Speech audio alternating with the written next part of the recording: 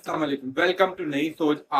आज मैं बात करूंगा कि पाकिस्तान किस तरह अपनी इकोनॉमी को ट्रांसफॉर्म कर सकता है। पहले मैं उन मुल्कों की बात करूंगा जिन्होंने रिसेंटली अपनी इकोनॉमीज को ट्रांसफॉर्म किया है।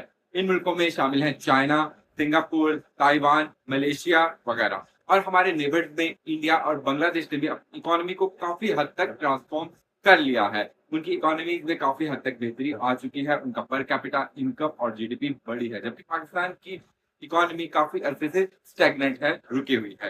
तो वो कौन सी स्टेप्स हैं जिन्हें उठाकर हम अपनी इकोनॉमी को इम्प्रूव कर सकते हैं। लेकिन पहले मैं कुछ दूसरे ममालिक की बात करूंगा। जैसे चाइना ने रिफॉर्म्स एंड ओपनिंग अप के जरिए अपनी इकोनॉमी को इम्प्रूव किया।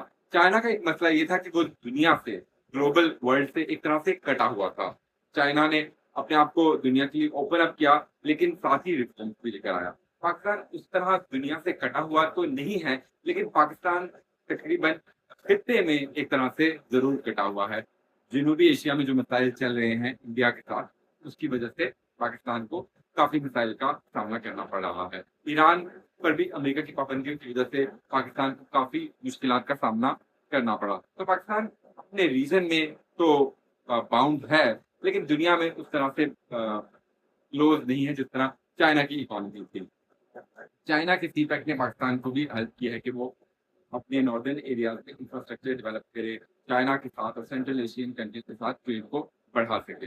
लेकिन पाकिस्तान जब तक अपने आप को इंटरनली ठीक नहीं करेगा, उस वक्त तक पाकिस्तान दुनिया के साथ कम्पीट नहीं कर सकता, अपनी इकोनॉमी को बेहतर नहीं कर सकता। जब सिंगापुर जैसे छोटे छोटे मुल्क भी अपनी इकोनॉमी को इतना इम्प्रूव कर सकते हैं, तो पाकिस्तान क्यों नहीं कर सकता। पाकिस्तान के पास रिसोर्सेज हैं। हाँ, आबादी भी एक मसला हो सकती है, लेकिन इंडिया और चाइना ने किया है, तो फिर हम क्यों नहीं कर सकते। खास जो आइडिया है वो ये है, 6D मॉडल। मतलब diversification, deregulation, development, democratization, decentralization और डिजिटाइजेशन। इन सबके जरिए हम अपनी इकोनॉमी को इम्प्रूव कर सकते हैं। सबसे पहले हमें डेवलपमेंट की जरूरत है। डेवलपमेंट इंस्टीट्यूशन की हमें जरूरत है, ह्यूमन कैपिटल को डेवलप करने की, तालीमी इदारों को डेवलप करने की।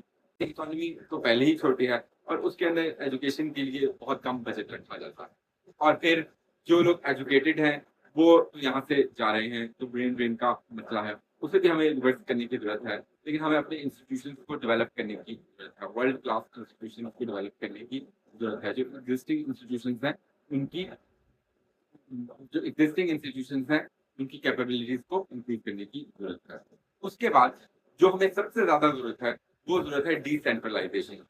हमें हमें अपने सिस्टम को, हमें अपने पॉलिटिकल सिस्टम को और इकोनॉमी को डिसेंट्रलाइज करना पड़ेगा। लोकल गवर्नमेंट को चलाना पड़ेगा। इससे करप्शन में भी कमी आ सकती है और डेवलपमेंट बेहतर अंदाज में हो सकती है।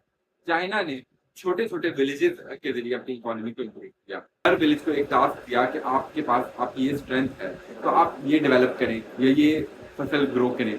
आज चाइना में कुछ ऐसी ग्लोबल एंटरप्राइजेस हैं जिनका जीडीपी बिलियंस ऑफ डॉलर्स में है, और वो एक विलेज से स्टार्ट हुए थे।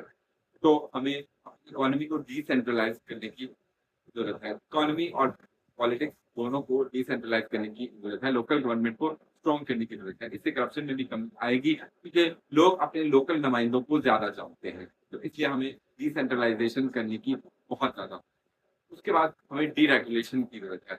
पाकिस्तान में बिजनेस स्टार्ट करना हो, कोई भी काम करना हो, तो वो काफी डिफिकल्ट होता है। तो इसलिए उसको इजी बनाना, रेड टेप को खत्म करना, डीरेगुलेट करना बहुत ज्यादा जरूरी है। इसके बाद हमें डिजिटाइज करने की जरूरत है। आजकल डिजिटाइजेशन का दौर है, डिजिटाइजेशन और मॉडर्नाइजेशन का दौर है। अगर हम लोगों को सहूलियात उनके घर पर, उनके मोबाइल पर, उनके पीसी पर पहुंचाएंगे, तो मुल्क के रिसोर्सेज भी बचेंगे और लोगों को भी आसानी से सहूलियतें मिलेंगी। तो इसलिए डिजिटाइज करने की जरूरत है। इंडिया में एक भिखारी के पास भी पेमेंट सिस्टम है और उसको लोग फोन पे भीख दे रहे हैं, जबकि पाकिस्तान में ऐसा कोई सेंट्रलाइज्ड सिस्टम अभी तक इंट्रोड्यूस नहीं किया जा सका। इसके बाद हमें डाइवर्सिफिकेशन की जरूरत है। हमें अपनी एक्सपोर्ट्स को डाइवर्सिफाई करने की जरूरत है। हमारी ज़्यादातर एक्सपोर्ट्स एग्रीकल्चरल हैं या फिर टेक्सटाइल का काम है, तो हमें इसको डाइवर्सिफाई करने की जरूरत है। स्पेशल इकोनॉमिक जोन बनाकर और विलेजेस को एम्पावर करके, छोटे-छोटे टाउन्स को एम्पावर करके वहाँ पर इंडस्ट्री लगाकर हम अपनी एक्सपोर्ट को बढ़ा सकते हैं। जो चीज़ रह गई है वो है डेमोक्रेटाइज़ेशन।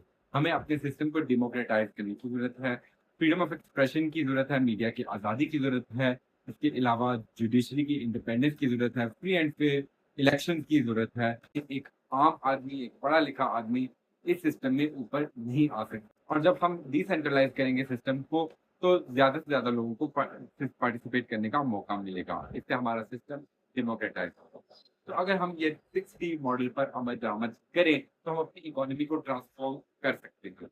इसके लिए हमें विल की ज़रूरत है, हमें अपनी एथिक्स को इम्प्रूव करने की ज़रूरत भी है, हमें एक अच्छी सोसाइटी बनाने के लिए एक-दूसरे की हेल्प करने की ज़रूरत है, अपनी इस्लाम को इम्प्रूव करें। हमारा इस्लाम भी हमें ये सिखाता है कि दूसरों के साथ अच्छे तरीके से पेश आएँ। हमें यूनिटी की ज़रूरत है। हमारे मुल्क में मुख्तलिफ कौमें, मुख्तलिफ ज़बान से संगत रखने वाले लोग रहते हैं, उन सबको आपस में इकट्ठे होने की ज़रूरत है। हमने इस्लाम के नाम पर ये मुल्क बनाया था, तो इसलिए हमें इस्लाम के नाम पर इकट्ठा होने की ज़रूरत है। ना सिर्फ ये कि हम इस्लाम के नाम पर इकट्ठे हों, बल्कि दूसरे इस्लामी ममालिक को भी इकट्ठा होने की दावत दें। लेकिन हम दूसरे इस्लामी ममालिक को तभी लीड और इकट्ठा कर पाएँगे, जब हम खुद स्ट्रॉन्ग होंगे। हम मिलिटरीली तो स्ट्रॉन्ग हैं, लेकिन हमें इकोनॉमिकली भी स्ट्रॉन्ग होने की ज़रूरत है और अपने पॉलिटिकल सिस्टम को ट्रांसपेरेंट बनाने की। आज की वीडियो अच्छी लगी होगी और आप मेरे मैसेज को ज़्यादा से ज़्यादा लोगों तक पहुँचाएँगे ताकि उस मुल्क के सिस्टम को बेहतर किया जा सके। तो इसके लिए वीडियो को लाइक और शेयर करें और चैनल को सब्सक्राइब करें। अपना ख्याल रखिए। अल्लाह हाफ़िज़।